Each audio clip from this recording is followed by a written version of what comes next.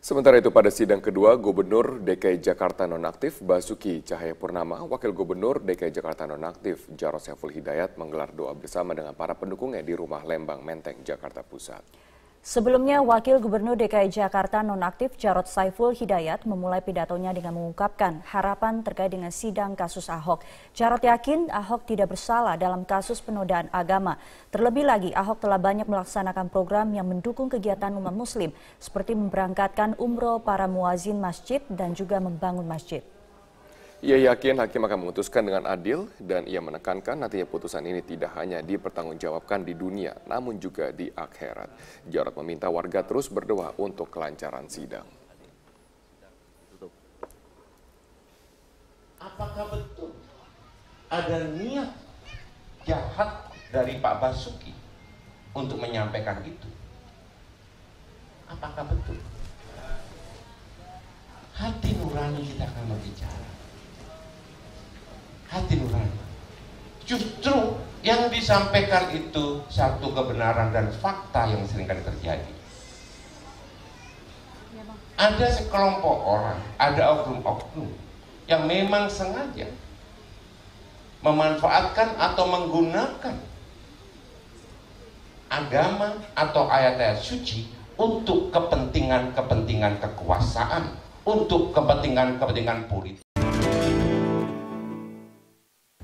Menarik diskusi kita, bahkan di tengah komersial break pun kita tetap berdiskusi tentang redenominasi ini, pemirsa. Kita akan lanjutkan di Hot Economy pada malam hari ini. Pak Misbakun, selama ini kan tadi sudah disebutkan bahwa wacananya sudah dari tahun 2011, lalu 2013 sudah masuk tuh RUU-nya. Apa yang bikin ini mengendap selama ini? Pansusnya juga sudah ada kan sebetulnya? Belum. Oh, belum. Okay. Jadi ini kan masih di prolegnas. Kita sih kepinginnya pemerintah kalau punya keberanian, ya ayo dibahas. DPR ini kan tergantung siapa yang menendang bolanya. Kebetulan kan undang-undang ini kan usulan dari pemerintah. Kita masukkan prolegnas, kemarin kan ada beberapa prioritas yang kemudian lebih dulu kita. Karena apa? Usulan pemerintah itu ada yang namanya Undang-Undang Ketentuan Umum dan Tata Cara Perpajakan. Pemerintah.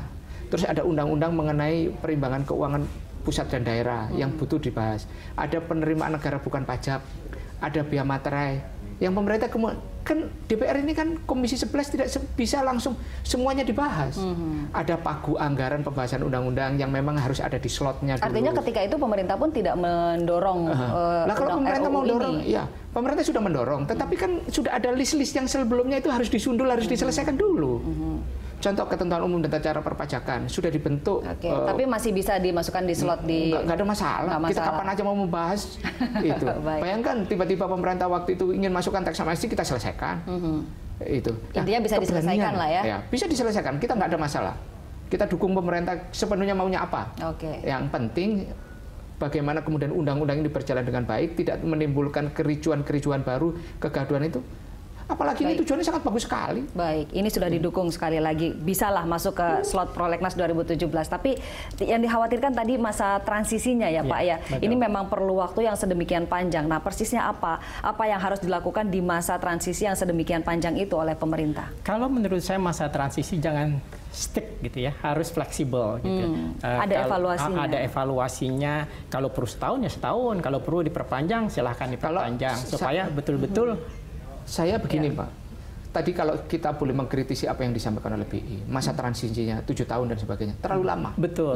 Kalau menurut saya terlalu lama. 7 tahun malah terlalu lama. Kalau menurut saya ini periode 1 tahun masalah sosialisasi, 1 tahun masa transisi, yang 1 tahun lagi penarikan rupiah lama, dan tahun keempat selesai. Sudah 4 tahun selesai. Jadi tidak sampai 2025 sesuai dengan peta jalan. Teknologi sudah sedemikian majunya. Jadi yang penting adalah pada saat kita melakukan masa transisi, rakyat tidak dibuat bingung. Kalau mereka pergi ke toko, pergi ke pasar, dibuat 2 harga. Harga lama misalnya tadi Rp50.000, ada mata uang lama, Anda silahkan bayar pakai mata uang lama. Ada lagi mata uang baru Rp50. Anda mau pilih yang mana?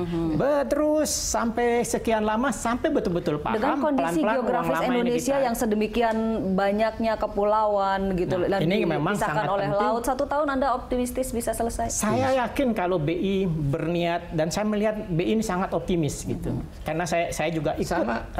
Saya termasuk yang mengkritik BI dalam kaitan terlalu panjang. 4 tahun Anda sepakat juga optimistis 4 tahun bisa selesai? Kalau menurut saya, edukasi ini setahun cukup. Betul. Ya kan, setahun cukup lah. Jakarta, uang beredar paling banyak di mana sih?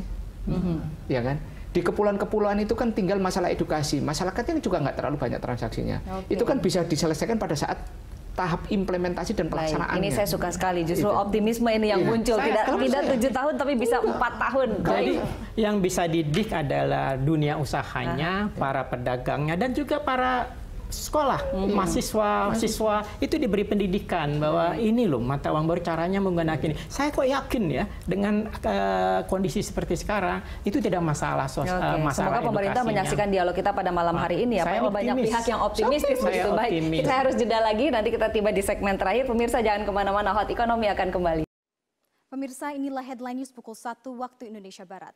4.200 lebih rumah warga di Tuban, Jawa Timur masih terendam banjir luapan Sungai Bengawan Solo. Banjir sudah melanda Tuban selama sepekan terakhir.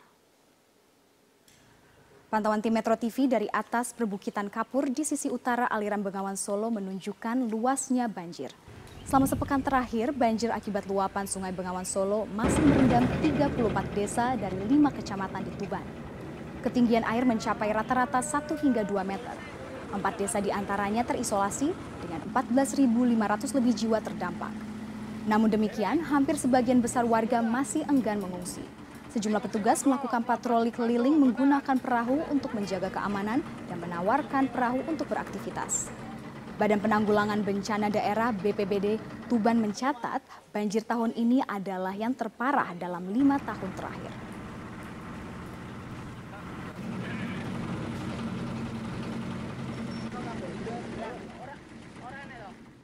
Bismillahirrahmanirrahim. Assalamualaikum warahmatullahi wabarakatuh. Pertama-tama saya ingin menyampaikan terima kasih kepada seluruh jajaran pimpinan KPK yang telah menginformasikan mengenai kejadian operasi tangkap tangan terhadap salah satu staf di Direktorat Jenderal Pajak. Tentunya saya sangat kecewa terhadap tindakan dari aparat pajak, terutama pada saat kami semuanya sedang di dalam proses untuk membangun kembali kepercayaan wajib pajak melalui suatu program tax amnesty yang ini menggambarkan dibutuhkannya kepercayaan dua belah pihak, yaitu dari wajib pajak dan juga dari aparat pajak. Tindakan yang dilakukan oleh Oknum HS dari Direktorat Jenderal Pajak mencerminkan suatu pengkhianatan terhadap prinsip-prinsip tata kelola yang baik, integritas, dan kejujuran yang selama ini merupakan nilai-nilai yang dianut oleh Kementerian Keuangan dan Direktorat Jenderal Pajak. Jadi ini merupakan suatu tindakan yang mencederai nilai-nilai dan tentu juga mencederai kepercayaan dari koleganya yang lain. Seperti dikatakan oleh pimpinan KPK, Pak Agus, bahwa sebagian besar dari jajaran Direktorat Jenderal Pajak adalah para aparat yang punya komitmen tinggi untuk membangun institusi pajak menjadi institusi yang bisa dipercaya oleh publik, untuk mengumpulkan kewajiban sangat mengecewakan bagi seluruh jajaran Direktorat Jenderal Pajak dan tentu bagi pimpinan di Kementerian Keuangan, termasuk saya sendiri secara pribadi yang sangat kecewa. Kami Kementerian Keuangan, saya sendiri akan terus mendukung langkah KPK untuk mengusut kasus ini secara tuntas. Kasus ini sudah masuk di dalam proses penegakan hukum dan oleh karena itu Kementerian Keuangan akan berkomitmen membuka akses yang seluas-luasnya bagi KPK untuk mendalami kasus ini. Karena saya sangat menginginkan bahwa momentum ini akan menjadi salah satu trigger atau pemicu yang kredibel bagi pembersihan dan perbaikan Direktorat Jenderal Pajak. Kalau kami selama ini berkomunikasi bahwa melalui tax amnesty dan reformasi kami ingin membangun kepercayaan publik, maka kami menganggap bahwa hikmah dari OTT ini adalah suatu upaya yang jauh lebih sistematis dan kredibel untuk membangun Direktorat Jenderal Pajak yang bersih dari korupsi dan memiliki nilai integritas yang baik. Kami juga akan bekerja sama dengan KPK untuk mengintensifkan berbagai upaya pencegahan korupsi dan memperbaiki sistem tidak hanya di Direktorat Jenderal Pajak, tadi di Kementerian Keuangan keseluruhan. Kami menganggap bahwa Kementerian Keuangan merupakan lembaga yang sangat penting, sangat strategis yang memiliki amanah untuk mengelola keuangan negara secara bersih dan kredibel. Dan itu tidak mungkin dilakukan secara sendiri tanpa ada bantuan dan dukungan dari institusi yang kredibel seperti KPK. Sehingga saya sangat menyambut dan meminta untuk KPK membantu kami. Sehubungan dengan reformasi di Direktorat Jenderal Pajak yang telah saya sampaikan beberapa saat ini, maka saya akan segera membentuk dan mengumumkan tim reformasi di Direktorat Jenderal Pajak yang tidak hanya menyangkut masalah korupsi, tapi menyangkut ada 5 hal yang sangat strategis. Yang tentu pertama adalah masalah SDM dan Code of Conduct, yang ini menyangkut masalah integriti, pembersihan terhadap aspek-aspek korupsi, tapi lebih kepada juga perbaikan skill, kompeten, dan profesionalisme. Yang kedua adalah menyangkut masalah information system dan database, karena ini akan sangat membantu kami untuk mengidentifikasikan kewajiban dari wajib pajak secara objektif dan mengurangi interaksi dari aparat pajak secara tidak perlu yang kemudian bisa menimbulkan berbagai transaksi seperti yang terjadi pada OTT ini. Yang ketiga, kami perlu dan memandang penting untuk memperbaiki bisnis proses. Selamat malam, Anda menyaksikan Headline News pukul 21 waktu Indonesia Barat. Pemirsa, Polda Metro Jaya telah menetapkan Buniyani sebagai tersangka terkait dugaan pencemaran nama baik. Untuk mengetahui informasi selengkapnya, kita simak langsung mendengarkan keterangan pers dari Kabid Humas Polda Metro Jaya, Kombes Pol Awi Setiono. Romawi 10 2016 PMJ di Reskrimsus pada tanggal 7 Oktober 2016. Kita ketahui bersama bahwasannya LB tersebut pelapornya adalah Andi Windo Wahidin SHMH.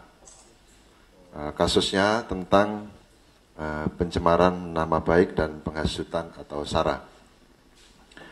Adapun untuk identitas terlapor, yaitu nama BY, jenis kelamin laki-laki, tempat tanggal lahir Lombok Timur 16 Mei 1969, pekerjaan dosen agama Islam, Kewarganegaraan Indonesia, alamat Kalibaru, Permai, Blok B2,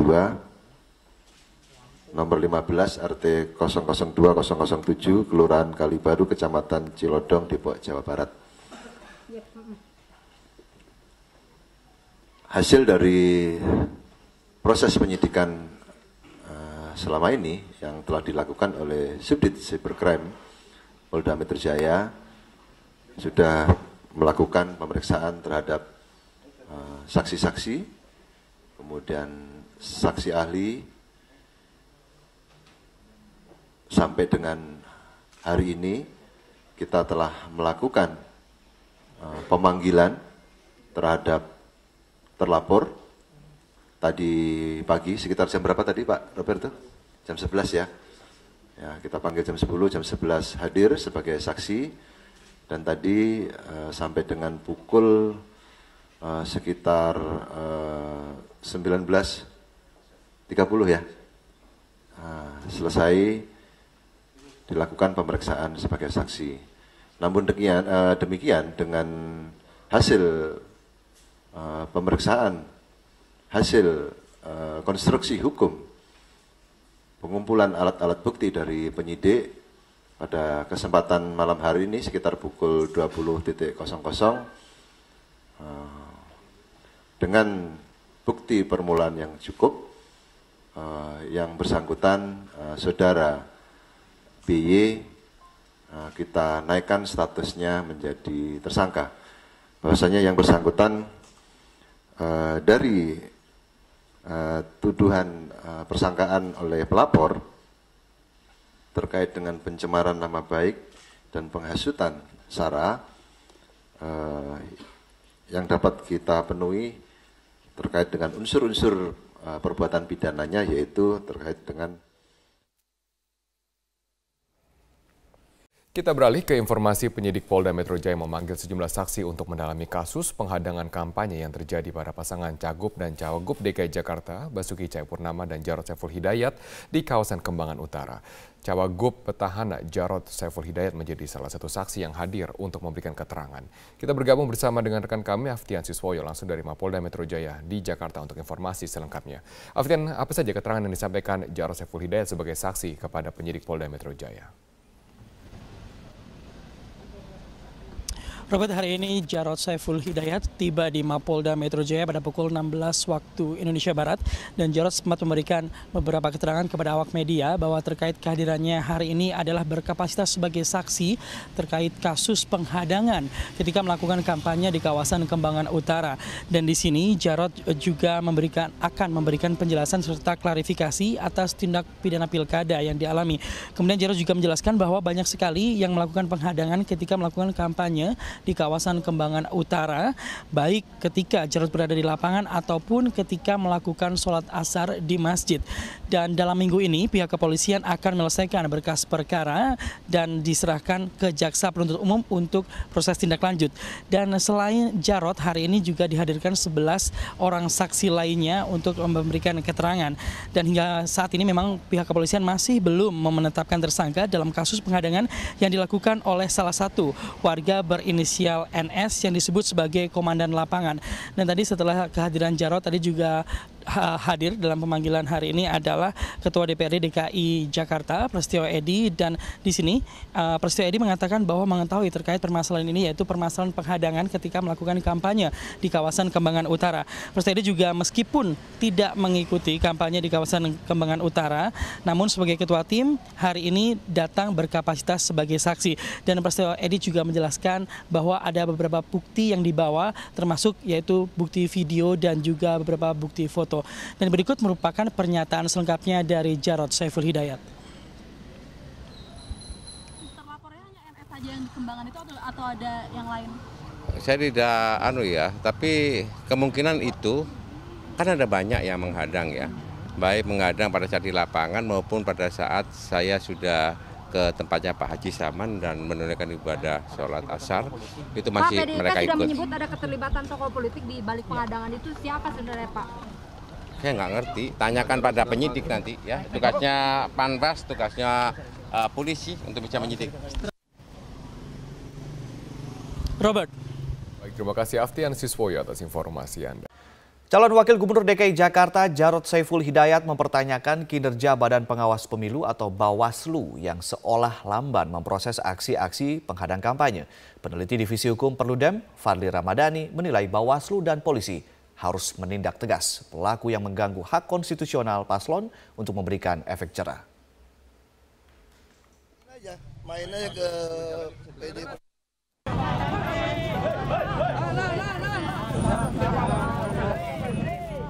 Kegiatan kampanye pasangan calon kepala daerah DKI Jakarta, Basuki Cahayapurnama dan Jarod Saiful Hidayat sempat berulang kali mendapatkan gangguan dari sekelompok massa. Tercatat telah lebih dari 5 kali pasangan Ahok Jarod dihadang sejak masa kampanye digelar pada 28 Oktober lalu. Calon Wakil Gubernur DKI Jakarta Jarod Saiful Hidayat sempat mempertanyakan kinerja Badan Pengawas Pemilu atau Bawaslu yang dianggap lamban memproses aksi-aksi penghadang yang diterima pasangan calon gubernur dan calon wakil gubernur nomor urut 2 ini. Tanyakan kepada Bawaslu. Makanya tadi Panwas kan ikut ya, Panwas ini ada belakang ya. Aku bilang, ya harusnya, aku kan pernah juga ditolak di sini. Pernah nggak ditolak? Pernah. Di Kalibaru. Kenapa nggak langsung diproses? Saksinya banyak, buktinya ada, orangnya kelihatan, ya nggak? Saya aja ngomong, bukan warga situ, dia warga RW 7, kami ketemu RW 1, ya nggak? Nah gitu dong. Ketua Badan Pengawas Pemilihan Umum atau Bawaslu DKI Jakarta, Mimah Susanti, membantah abai memproses laporan pelanggaran pemilu.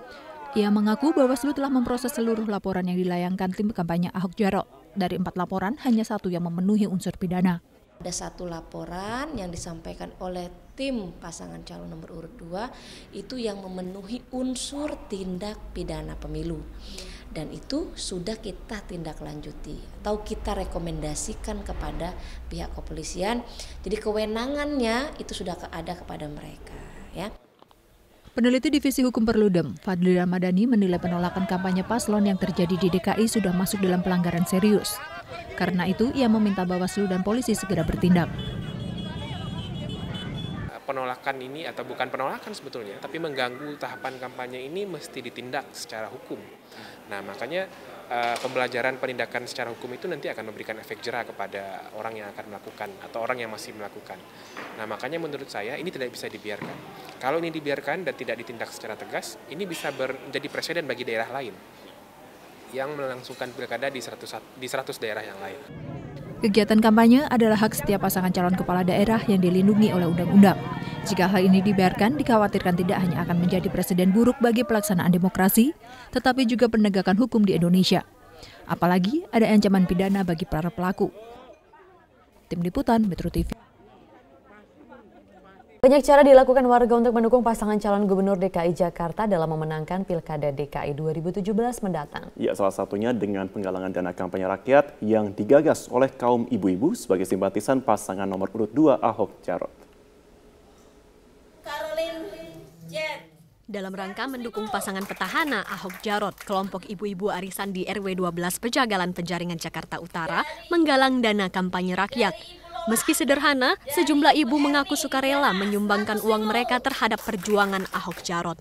Komunitas ibu-ibu arisan merasa bahwa pasangan Ahok Jarot telah memberikan bukti dalam pembangunan ibu kota Jakarta, termasuk diantaranya sejumlah program kerja yang telah dirasakan kaum perempuan.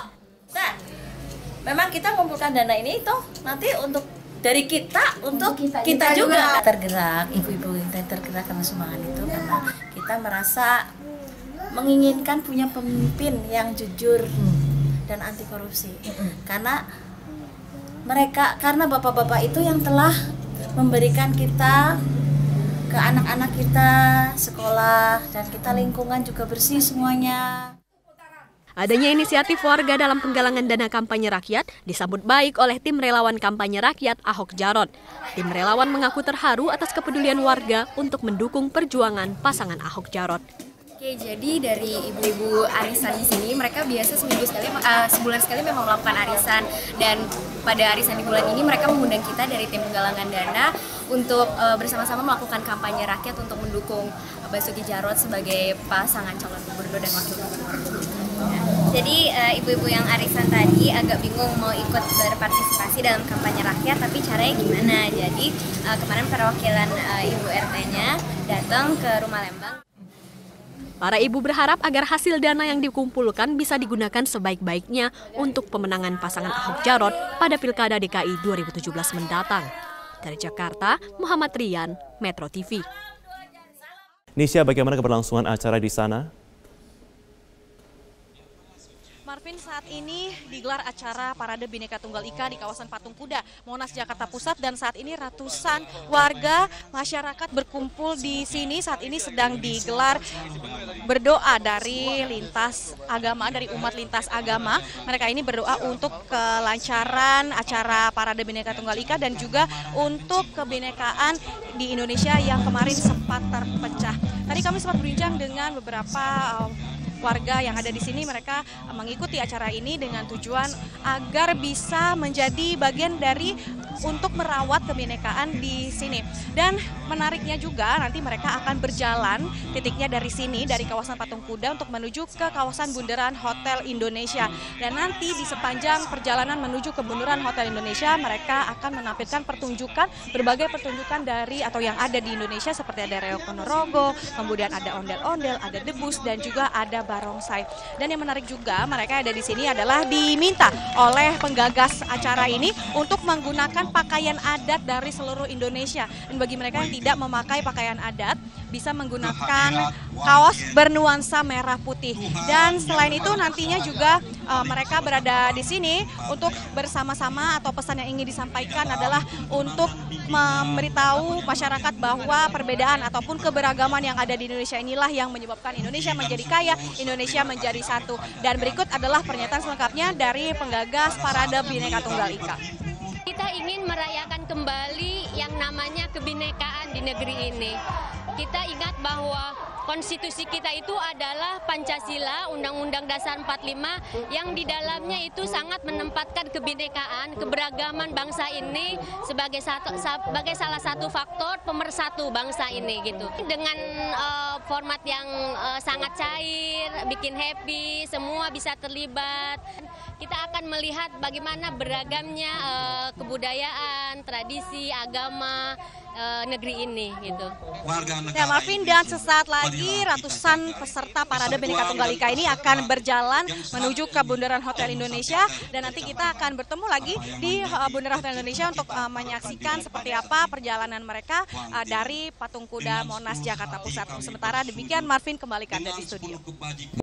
Selamat siang pemirsa, inilah Headline News pukul 14 waktu Indonesia Barat. 15 nelayan dinyatakan hilang akibat kapal berbendera Thailand dan kapal nelayan tabrakan di perairan Tuban, Jawa Timur. Berdasarkan informasi petugas Pelabuhan Brondong Lamongan, tabrakan terjadi pada pukul 4 dini hari tadi saat kapal berbendera Thailand KM Tyson sempat membawa tapioka dari Thailand tujuan Surabaya bertabrakan dengan KM Mulia Sejati. Dan untuk mengetahui bagaimana upaya pencarian 15 nelayan yang hilang, saat ini kita sudah terhubung dengan Pak Misngadi, Syah Bandar Pelabuhan Brondong, Lamongan, Jawa Timur. Selamat siang, Pak. Selamat siang. Ya, bagaimanakah upaya atau bagaimanakah kronologis peristiwa ini, Pak? Siap. Kronologi kejadian ini tadi pagi sekitar pukul 4 pagi. Itu kapal nelayan Mulia Sejati ditabrak MV Tyson 4. Ya. Di posisi kurang lebih 17 mil dari Pelabuhan Brondong gitu, Pak. Ya. Bagaimanakah upaya pencarian saat ini, Pak? Untuk posisi sekarang sudah dalam tahap evakuasi terhadap 12 orang yang selamat. Untuk yang 15 masih belum diketahui nasibnya. Jadi ini yang 12 untuk dievakuasi ke Pelabuhan Lamongan Sorbes untuk mendapatkan pertolongan lebih lanjut gitu, Pak. Jadi masih 15 orang masih dicari ya, Pak Misngadi ya? Siap. Ini Basarnas beserta tim lainnya menyisir para korban tersebut untuk mencari keberadaan mereka gitu, Pak. Baik, Pak Misngadi, dari 15 orang yang masih dicari, apakah warga negara mereka semua warga negara Indonesia, Pak? Oh, yang dicari ini warga negara kita, Pak. Ini baik. Nelayan dari Juwana, Jawa Tengah gitu, Pak. Ya. Baik, terima kasih Pak Misngadi telah memberikan informasi kepada kami. Selamat malam pemirsa, aksi teror terhadap kandidat kepala daerah kembali terjadi di Provinsi Aceh. Kali ini penembakan terjadi di rumah calon gubernur Aceh Tarmizi Karim oleh orang tidak dikenal. Dan untuk mengetahui informasi selengkapnya, kita terhubung dengan Dazen Frila langsung dari Banda Aceh. Dazen, bagaimana kronologi penembakan rumah Tarmizi Karim?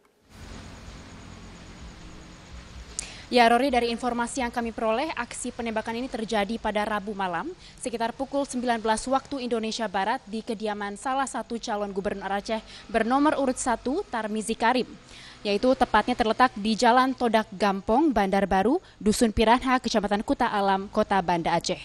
Tidak ada korban jiwa dalam peristiwa ini, dan menurut keterangan saksi mata, yaitu Fahri, anak dari Tarmizi Karim sendiri, mendengar suara letusan setelah sempat melihat seorang sosok yang melintas di luar pagar kediamannya dengan menggunakan 1 unit sepeda motor.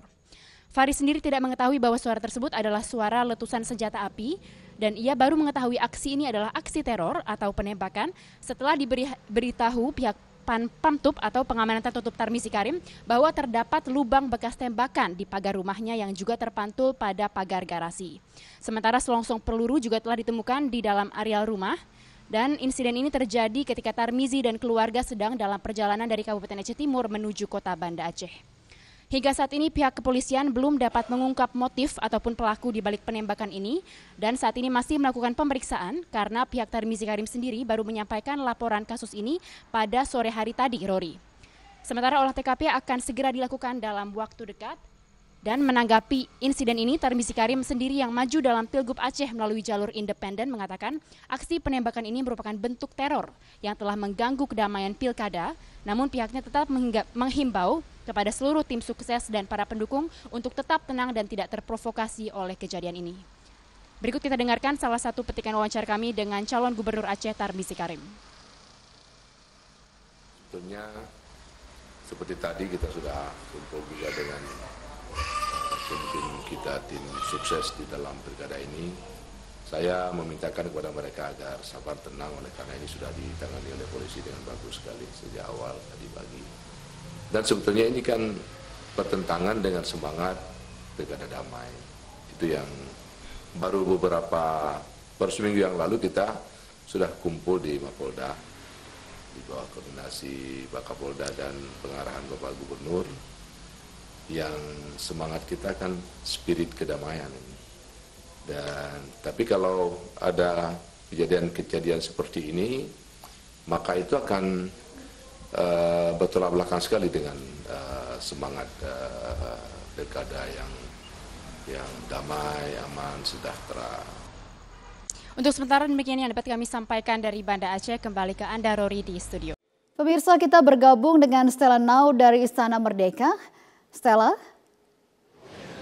ini adalah pertemuan yang kedua antara kedua tokoh dalam sebulan terakhir ini. Sebenarnya apa yang ingin disampaikan oleh kedua tokoh ini yang pernah menjadi rival dalam Pilpres 2014 lalu?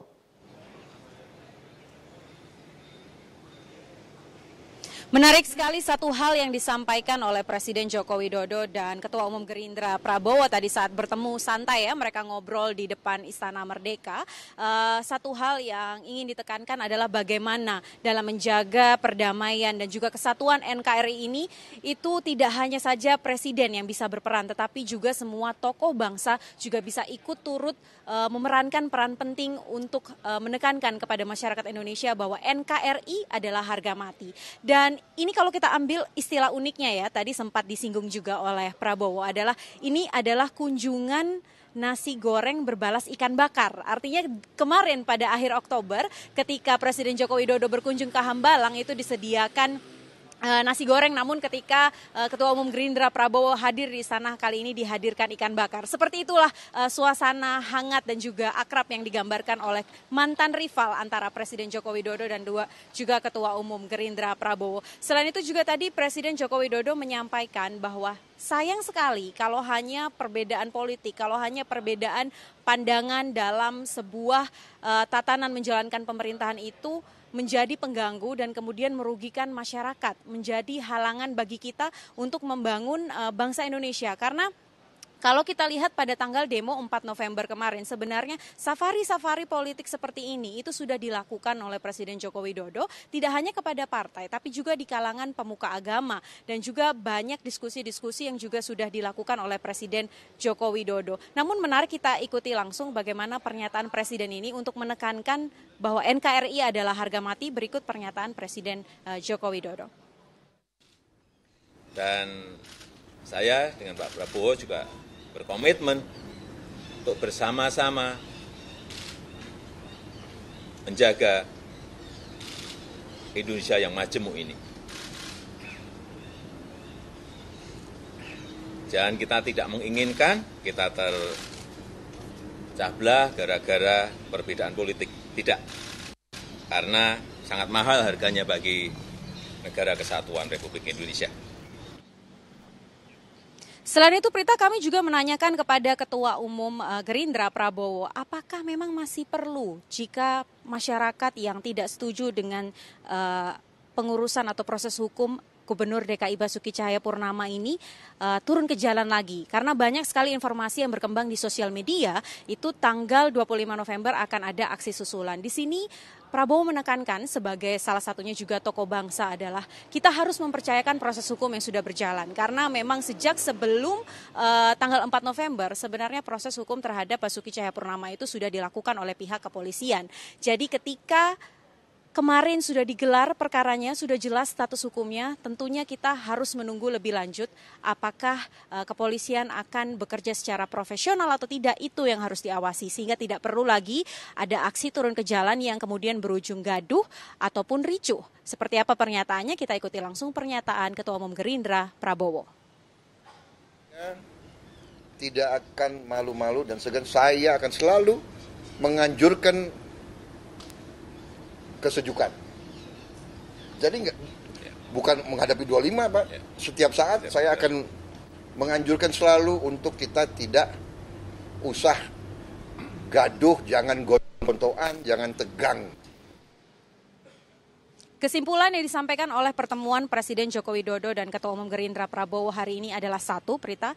Artinya negara kita adalah negara demokrasi. Siapapun yang turun ke jalan, siapapun yang menyuarakan pendapatnya harus dihormati. Tetapi tetap yang harus dijalankan untuk menyelesaikan semua permasalahan ini adalah hukum. Prita.